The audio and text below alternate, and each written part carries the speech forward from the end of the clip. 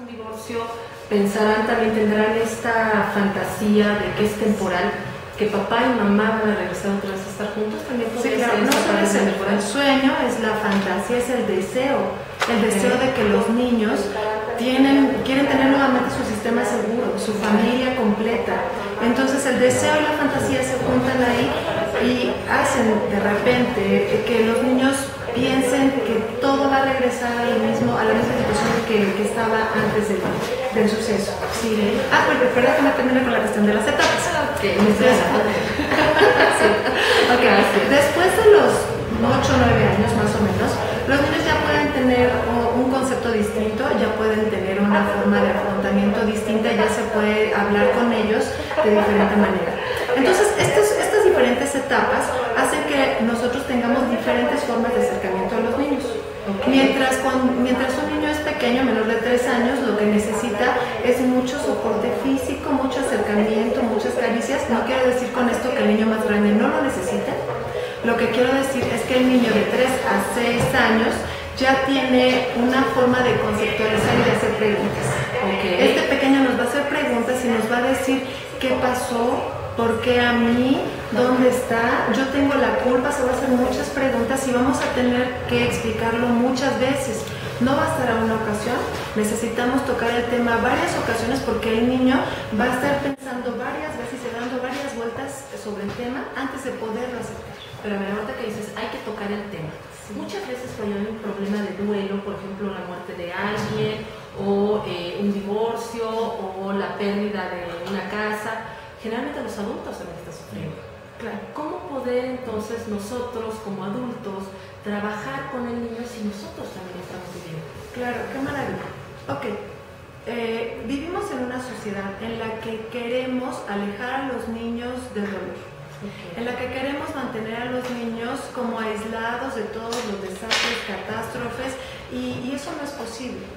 Entonces, primero, hay que incorporar al niño todos los rituales que tienen que ver con el duelo, con la muerte de un ser querido.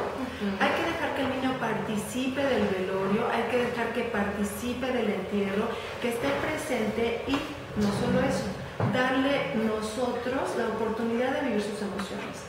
Recordemos lo que dije al principio, y es el hecho de que el adulto va a ser en gran medida el ejemplo de cómo el niño se va a acercar a las situaciones. Pero, ¿qué pasa cuando un adulto está en un duelo que no ha resuelto? ¿Cómo poder ayudar a mi pequeñito si yo ni siquiera puedo con el dolor que estoy sintiendo? Claro, es que es muy importante que el papá o la mamá, los familiares cercanos, porque además no sabemos quién sea la persona que falleció, puede ser que el que falleció sea la mamá o sea el papá, entonces seguramente los demás estarán pasando por un duelo muy doloroso, muy difícil, pero en la medida que el adulto sea capaz de sobreponerse, de autoapoyarse, de vivir sus emociones, de ser sincero y honesto, en esa medida el niño va a poder hacer exactamente lo mismo. El niño va a tener un bagaje de soporte dado por su entorno familiar, no existe de otra manera. Entonces, de alguna manera es importante que el adulto también trabaje su propio duelo para poder dar soporte a su hijo. Por supuesto, un principio básico aquí sería la honestidad.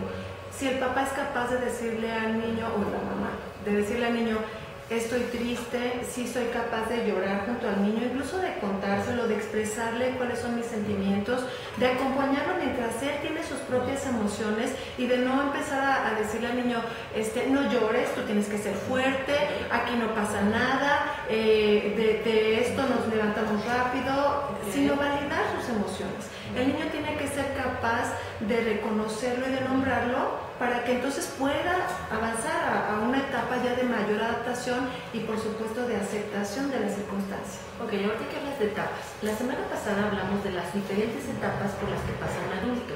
Claro. En el duelo. ¿Las etapas del niño son las mismas o hay alguna diferencia? No, diríamos que las etapas en los niños tienen más que ver con sus estados emocionales. Recordemos que la situación emocional del niño no es de alguna manera tan estable como los adultos.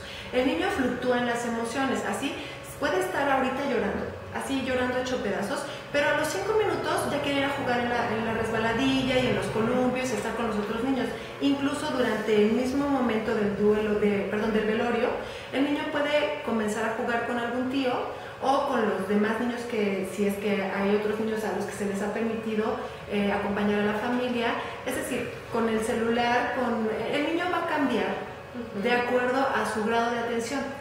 Entonces el niño con ese grado de atención puede estar en un momento muy doloroso, brincar de un momento de mucho enojo o pasar a un momento de mucha alegría. Y por ejemplo, la primera etapa, que es la negación, ¿también la vive? El niño vive la negación, pero también la vive con mucho enojo y con berrinche. El niño está enojado, va a vivir esta etapa, y lo que puede pasar después es que el niño emocionalmente tenga, por ejemplo, una regresión, ¿no? ¿Qué es una regresión? Exactamente, te iba a preguntar, ahora sí que para el lenguaje común, para ti, ¿qué sería o cómo explicarías una regresión? Claro, una regresión es cuando una persona, estamos hablando de niños, pero puede pasar en adultos también, una persona regresa a una etapa o a un estado evolutivo previo. Entonces, un niño, por ejemplo, puede estar en una situación regresiva en el momento en el que regresa a hacer pipí en las noches. Ok, como cuando era bebé. Control de esfínteres, como cuando era bebé. Esa es una etapa anterior. Sí, es una etapa previa. O de repente descubres que el niño se está chupando el dedo. Descubres que el niño de repente llora por todo y hace berrinches y pataletas que no hacía antes de este evento. Entonces estas son regresiones que el niño está teniendo como consecuencia del duelo y que no lo está pudiendo manejar. ¿Qué hacer? Entonces, lo primero que tendríamos que hacer nosotros como adultos que acompañan como soporte a un niño es hablar con él, permitirle que viva sus emociones. Ya que el niño puede vivir sus emociones, entonces contarle las nuestras, compartir con él también es algo muy, muy importante, porque el niño nos descubre también como no todopoderosos, sino como seres humanos que están buscando estrategias de afrontamiento. Sin embargo, a veces también como adultos nos cuesta trabajo decir yo estoy triste, yo estoy enojado. O sea, a veces es un poco complejo poder apoyar al pequeñito cuando nosotros también estamos sintiéndonos muy mal. Claro, porque algo muy importante es que nosotros no vivimos la muerte como deberíamos vivirla. Y cuando digo deberíamos, me refiero al hecho de que todo es efímero, nada permanece. La vida es un ciclo constante. Los niños entonces tendrían que aprender con ejemplos pequeños de la naturaleza, por ejemplo, que las flores se marchitan y ya no renacen, serán otras, pero no la flor anterior. Las mascotas también, como dije al principio, mueren y no son reemplazables. Habrá otra, pero aquella que murió, murió y ya no regresará. Estos ejemplos en los ciclos de vida van ayudando, ciclos de la naturaleza van ayudando a que el niño comprenda de mejor manera cómo es que pasa esto. Si nosotros como adultos viviéramos esa misma situación, si fuéramos capaces de entender que nada permanece, que todo está en un constante ciclo y movimiento, nos sería más fácil ayudar al niño también. Pero nosotros lo vivimos como si fuéramos eternos y eso hace todo más difícil. En el caso de la muerte, pero en el caso, por ejemplo, de una separación o de una pérdida de otro tipo que no es la muerte, ¿cómo podríamos nosotros ayudar a ese pequeñito que no tiene todavía, en este caso el menor de 3 años, en la parte verbal, no puede verbalizar todavía, o cómo ayudar al pequeñito a partir de los 7 años?